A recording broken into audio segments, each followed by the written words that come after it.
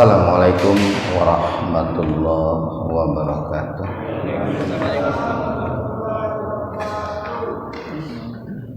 Innal hamdalillah nahmaduhu wa nasta'inuhu wa nastaghfiruh wa na'udzu billahi min syururi anfusina wa sayyiati a'malina. May yahdihillahu fahuwal muhtadi wa may yudlilhu falan tajida lahu waliyyan mursyida. Asyhadu an la ilaha illallah wahdahu la syarika lah wa asyhadu anna Muhammadan abduhu wa rasuluh, amma ba'd. Hadirin ikhwatu iman, jemaah Majelis Tafsir Ilmiyin yang mudah-mudahan senantiasa mendapatkan kesehatan dan perlindungan Allah Subhanahu wa taala. Kajian tafsir di Majelis Tafsir Ilmiyin pada kesempatan subuh ini membahas surat Ali Imran ayat 106, halaman 63. Ali Imran ayat 106. Untuk sementara bahasan tadinya kita lewat dulu. Ikhwanu fiddin arsadakumullah. Di Ali Imran ayat 105 pada pembahasan yang lalu telah kita sampaikan bahwa Allah Subhanahu wa taala melarang kita manusia, khususnya umat Islam, melarang bercerai-berai, melarang iftirak, bercerai-berai, melarang berpecah belah, melarang berselisih gitu. Nah, kenapa Allah melarang kita bercerai-berai ataupun berselisih? Karena ketika umat Islam itu bercerai-berai ataupun berselisih, maka itu akan menjadi penghambat, akan menjadi penghambat untuk melakukan ketakwaan, akan menjadi penghambat dalam peningkatan keimanan dan ketakwaan. Dan kalau keimanan dan ketakwaan kita umat Islam itu terhambat, otomatis akan menjadi penghambat juga untuk menjadikan kita wafat dalam keadaan muslim. Nah, maka di sini umat Islam kita ini harus sudah mulai dewasa, gitu. Sudah mulai sadar gitu ya, bahwa umat Islam itu sudah mestinya bersatu gitu. Umat Islam itu sudah mestinya mengesampingkan ya, hal-hal yang sifatnya remeh gitu, hal-hal yang sifatnya kecil yang kemudian akan mengakibatkan dampak buruk yang besar. Jadi persoalan-persoalan furu'iyah ya, itu kan ranahnya ranah ijtihad. Persoalan-persoalan yang sifatnya furu'iyah itu harus disikapi dengan bijak gitu. Jangan sampai persoalan-persoalan furu'iyah itu menjadikan kita umat Islam itu iftirak ya, bercerai-berai, berpecah belah. Dan itu kuncinya itu adalah kita harus rajin menuntut ilmu, Pak. Sebab begini, perpecahan di kalangan umat Islam itu terjadinya ya di bawah, Pak, di akar rumput gitu tuh. Kalau di tokoh-tokohnya enggak gitu. Jadi ulama-ulamanya lah, katakanlah di NU, Muhammadiyah, Persis, Al-Irsyad, Salafi, ya mereka damai-damai saja, Pak. Tetapi di bawahnya nih, umatnya, para pengikutnya kadang memanas gitu. Tidak jauh lah Pak dengan main bola gitu. Yang panas itu kan supporternya gitu, pemainnya mah biasa-biasa gitu. Nah itu kan jadi caranya untuk bisa menghilangkan, meminimalisir iftiraq itu adalah dengan rajin menuntut ilmu gitu. Dan kita harus sadar betul begini, jangan sampai persoalan-persoalan yang sifatnya furu'iyah itu merusak persoalan-persoalan yang sifatnya usuliyah gitu. Hiasan jangan sampai merusak yang pokok itu, Pak. Yang pokok itu apa? Ya persatuan, Pak. Persaudaraan. Persatuan itu wajib. Persaudaraan itu wajib. Perpecahan itu haram. Nah, banyak perpecahan itu dipicu oleh persoalan-persoalan yang sifatnya furu'iyah gitu. Kan teelok gitu Pak ya, teelok. Persoalan furu'iyah mengakibatkan perpecahan. Jadi perlu adanya kedewasaan diri ya umat Islam itu. Karena banyak persoalan-persoalan besar yang harus dipikul bersama, diselesaikan bersama, yang dampaknya jauh lebih besar. Ayat 106 nih. Di ayat 106 ini Allah mengabarkan kepada kita tentang kondisi ya. Kan di ayat 105 di ujungnya itu wa ulaika lahum adzabun adim. Nah itu ancaman Allah bagi orang-orang yang berselisih, bercerai-berai, berpecah belah. Diancam oleh Allah untuk mereka itu adalah siksa yang besar. Untuk mereka itu siksa yang besar. Kapan itu? Nah itu yauma, pada hari. Ini yaum di sini adalah yaumul akhir, Pak. Jadi dalam Al-Qur'an ketika Allah itu menyebut hari akhir atau hari kiamat itu selalu menggunakan bentuk tunggal, yaum, tidak ayam. Karena semua rentetan kehidupan di akhirat yang akan kita lalui, yang pasti dilalui oleh kita, itu satu paket gitu, satu kesatuan. Dari A sampai Z-nya itu satu kesatuan. Dan boleh dikatakan semua tahapannya, semua rentetannya itu menakutkan gitu ya, menakutkan, mengkhawatirkan,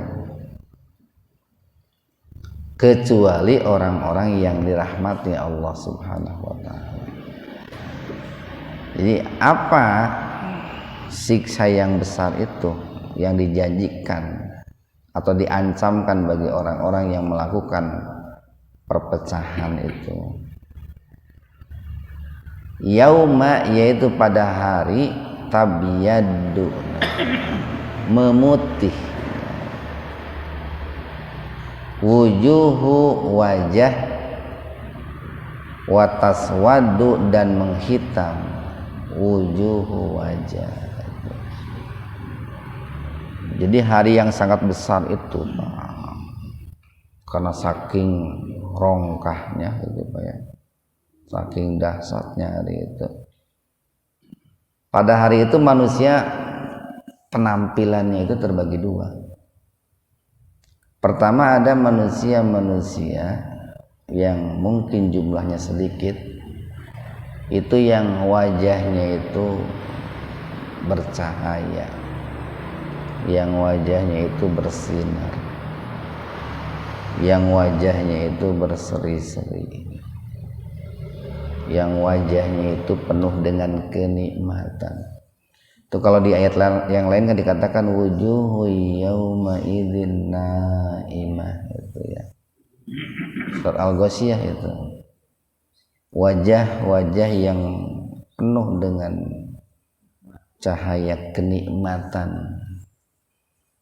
Kalau di ayat yang lain kan wujuhu yauma idzin musfirah, itu.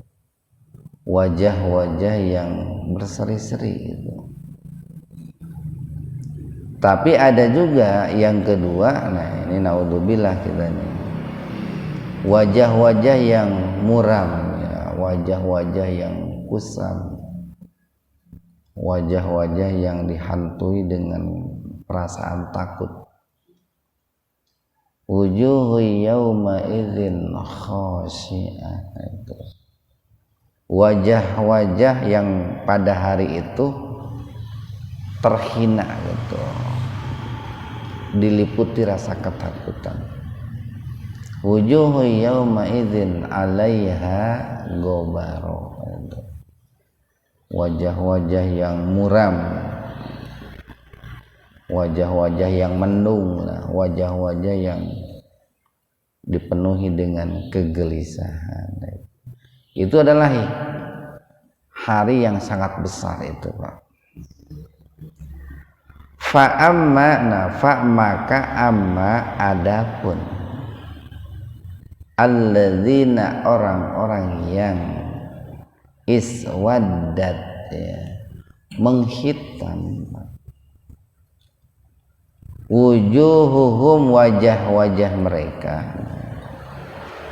Adapun terhadap orang-orang yang wajah-wajah mereka itu menghitam, di sini dalam penafsiran itu ada tambahan faqala lahum. Nah, itu dalam penafsiran banyak, di Al-Qur'annya nggak ada.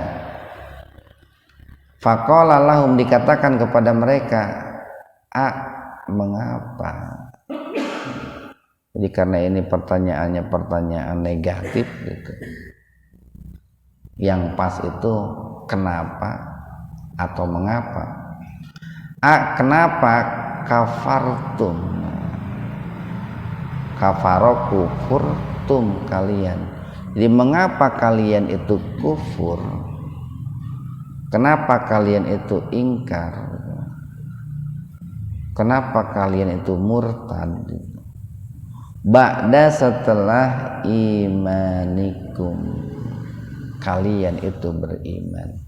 Jadi begini, Pak, ketika orang itu bercerai-berai, berselisih, itu potensi untuk menjadi kufurnya besar, Pak, besar sekali. Dan barangkali kita bisa melihat, ya, atau pernah melihat, adalah orang-orang yang barangkali disebabkan oleh perpecahan, perselisihan, kemudian itu menjadi sebuah pemicu yang mengakibatkan terjadinya kekufuran gitu. Walaupun tentu kan tahapannya cukup panjang, Pak. Atau jauh-jauh, bahkan di masyarakat begini, kadang orang beda paham gitu ya, beda paham dalam persoalan furu'iyah, Pak. Nuhiji sokunut, nuhiji tara, pindah masjid cenah, moal ka masjid deui cenah. Tah teh benih-benih kekufuran itu, Pak. Kan mestinya mah umat Islam itu laki-laki itu kan berjamaah ke masjid. Tapi gara-gara beda masalah furu'iyah jadi embung ke masjid gitu, Pak. Itu kan muncul tuh kemalasan.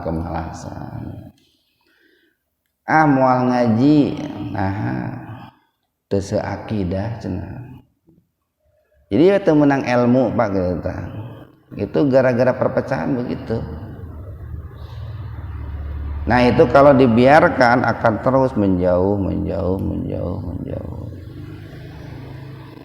Mungkin dibaca Pak oleh orang-orang yang tidak suka dengan Islam. Oh si itu tuh menjauh dari kelompoknya, menjauh dari majelis, menjauh dari masjid, dekati. Tidak sedikit kasus seperti itu begitu Pak.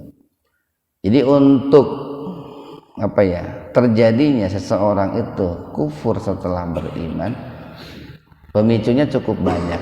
Makanya kita harus bijak, kita harus dewasa. Jangan sampai gara-gara persoalan furu'iyah itu mengakibatkan terjadinya perpecahan yang kemudian akan menjadi terjadinya kekufuran.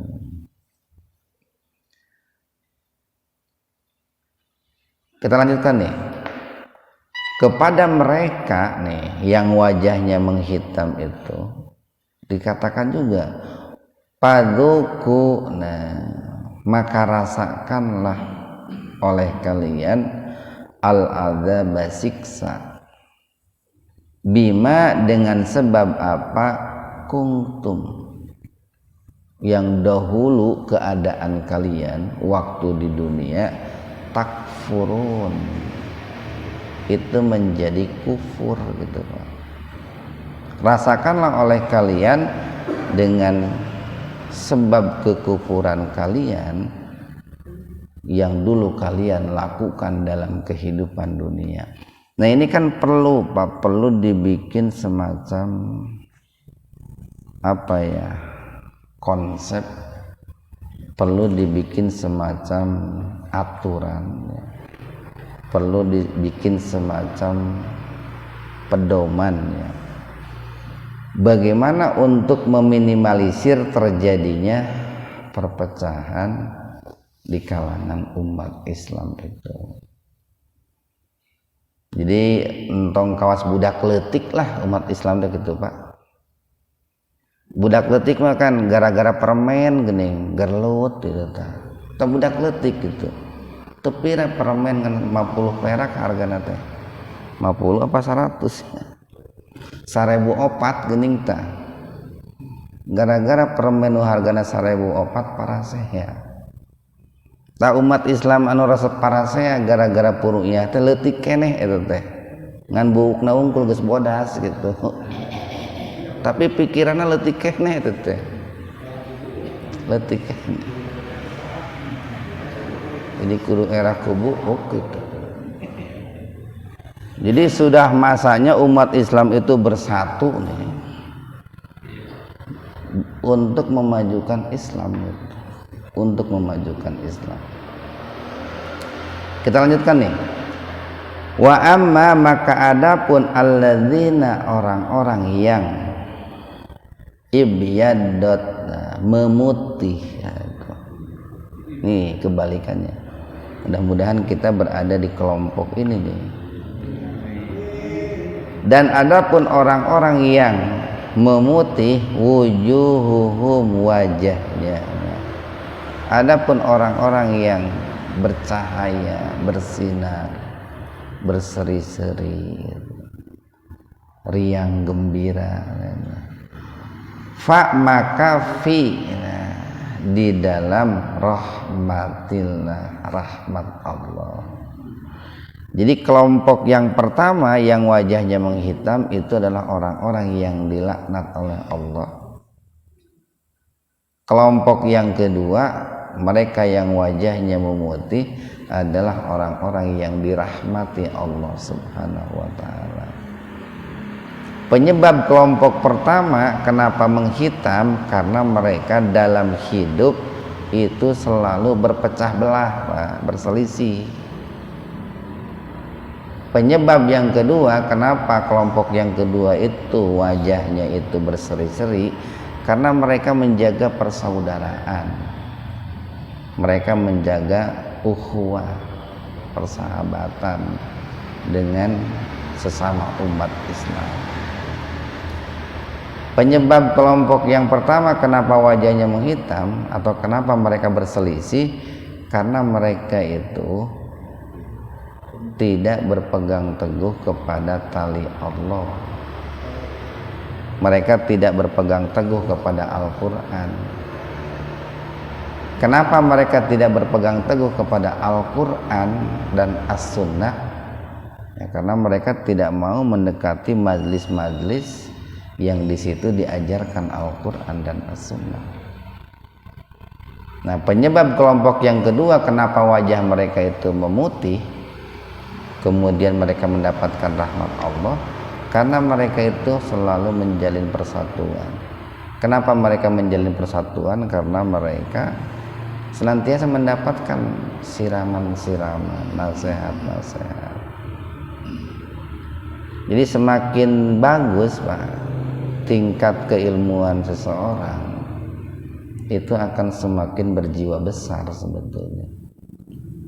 Semakin bagus tingkat keilmuan, tentu dibarengi dengan keimanan, itu akan semakin bijak dalam menyikapi sebuah persoalan.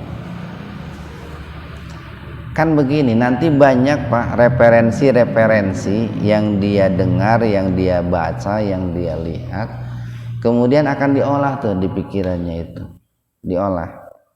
Menurut ulama ini Imam Syafi'i begini, menurut Imam Hambali begini, Imam Hanafi begini, Imam Ahmad begini. Diramu itu, di kepalanya diramu. Keluarlah ucapannya itu ucapan yang bijak gitu, Pak. Tapi kalau dia hanya mendapatkan dari satu sumber, tidak mau menerima dari sumber yang lain, nanti akan merasa yang benar itu hanya itu gitu. Hanya satu yang benar itu. Padahal dalam furu'iyah itu mungkin saja ada 2, 3 yang benar itu dalam persoalan furu'iyah. Kita lanjutkan nih. Jadi mereka berada dalam rahmat Allah. Nah, orang-orang yang memutih wajahnya itu, mereka fiha, di dalamnya itu khalidun, itu kekal, Pak, kekal. Begini, Pak, nih. Seorang laki-laki nih, Pak. Ini laki-laki sejati lah nih. Itu kan lebih mengedepankan akal. Biasanya mereka itu tidak cepat tersinggung, tidak cepat tersulut amarahnya. Dia akan berpikir dengan bijak. Berbeda dengan seorang perempuan, kan. Perempuan itu dari sisi akal kan boleh dikatakan lemah dari laki-laki. Mereka lebih banyak menggunakan perasaan gitu. Sehingga mudah untuk tersulut emosinya itu.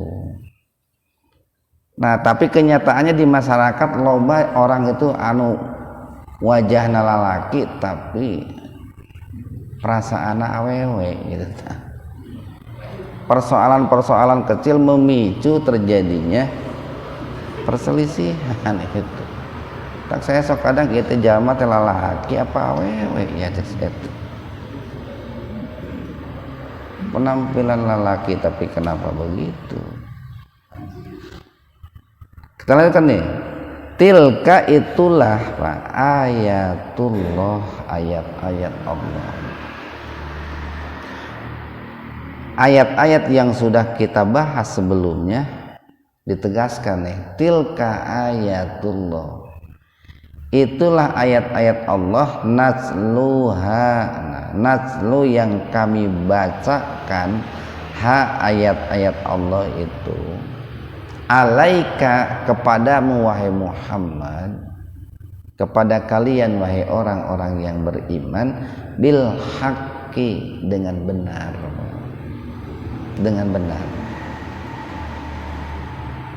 Wa ma dan tidaklah Allah itu, wa mallahu dan tidaklah Allah itu yuridu menginginkan dulman kezaliman, dan Allah itu tidak menghendaki menganiaya. Allah itu tidak punya keinginan menganiaya lil alamin terhadap seluruh alam semesta. Dulu nih Pak nih, 4 imam madhab itu ini perlu ditiru oleh kita Pak nih. Jadi beda Pak nih, Imam Syafi'i dengan Syafi'iyah beda, Imam Hambali dengan Hanabilah beda itu. Imam Syafi'i itu orangnya, kalau Syafi'iyah pengikutnya. Imam Ahmad itu orangnya, kalau Hanabilah pengikut Imam Ahmad. Imam Malik orangnya, kalau Malikiyah pengikutnya gitu. Nah, Imam Syafi'i itu saking bijaknya boleh mengatakan pendapatku itu benar gitu, tapi tidak menutup kemungkinan ada yang salah gitu. Sama Imam Ahmad pun mengatakan begitu. Pendapatku itu benar, tapi tidak menutup kemungkinan ada yang salah di dalamnya. Nah begitu. Jadi bukan pendapatku benar, tidak ada yang salah di dalamnya, bukan begitu. Itu padahal mereka itu adalah tokoh-tokoh ulama-ulama yang menjadi pencetus ya, atau yang dijadikan sebagai rujukan oleh umat Islam di dunia hari ini.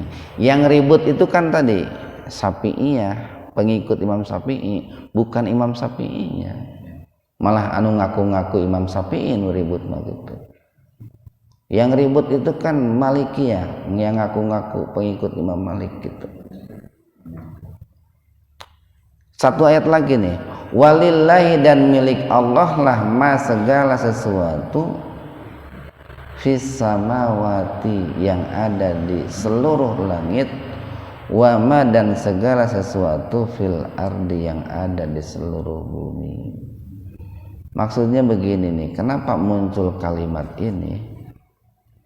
Ini kan sebetulnya untuk menggugah kesadaran kita, Pak. Untuk menggugah kesadaran kita. Di mana menggugah kesadarannya kitanya itu? Bahwa dalam hidup ini Pak, dalam hidup ini ketika orang itu orientasinya mencari ridho Allah,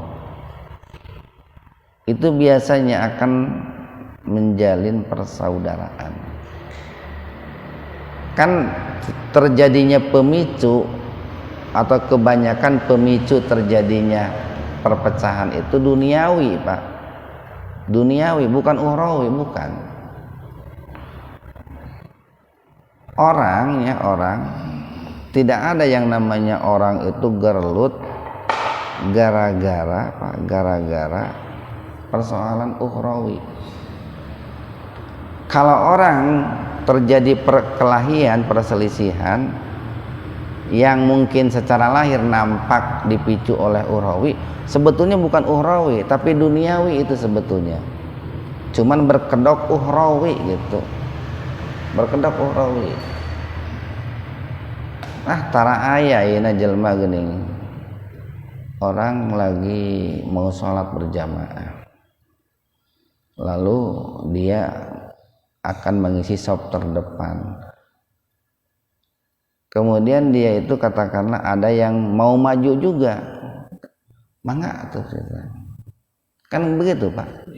Jadi muncul itu tapas sahunya itu, kelapang dadaannya itu muncul. Kenapa? Karena dia sama-sama ingin mencari ridha Allah. Jadi kalau kita melihat ada orang-orang yang nampak, yang terjadi perselisihan nampak seperti dipicu oleh persoalan agama, sebetulnya bukan persoalan agamanya, egonya, syahwat dunianya yang menjadikan dia itu berpecah belah.